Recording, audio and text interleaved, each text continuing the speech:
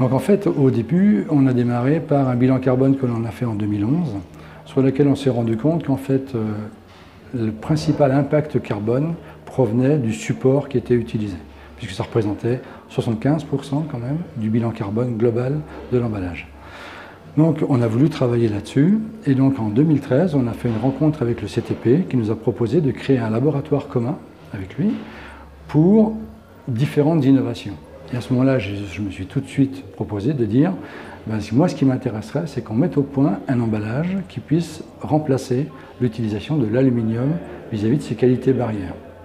Donc on a créé ce LabCom qui s'appelle Lab 3P.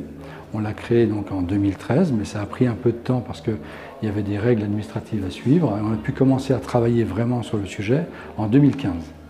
Et donc depuis 2015, on a essayé de faire différentes solutions pour ces emballages. Donc on a commencé par décomposer un petit peu les qualités barrières et les fonctionnalités qu'on recherchait. Donc dans un premier temps, on s'est concentré sur les qualités barrières à la vapeur d'eau et à la scellabilité, ce qui correspond à une grande partie quand même de nos emballages. Aujourd'hui, on utilise un support qui est, enfin jusqu'à aujourd'hui, qui est papier alu PE.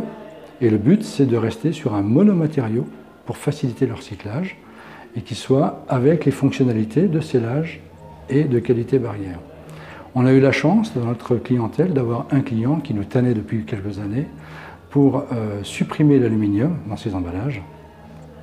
Et il avait des produits à l'intérieur, donc ce sont des poudres en fait pour préparer des flans, enfin des préparations de dessert, et qui n'avait pas besoin des qualités barrières apportées par l'aluminium. Il pouvait se contenter de barrières moindres, mais il fallait absolument respecter une bonne barrière à l'humidité et que ça puisse être mécanisable sur ces machines de conditionnement.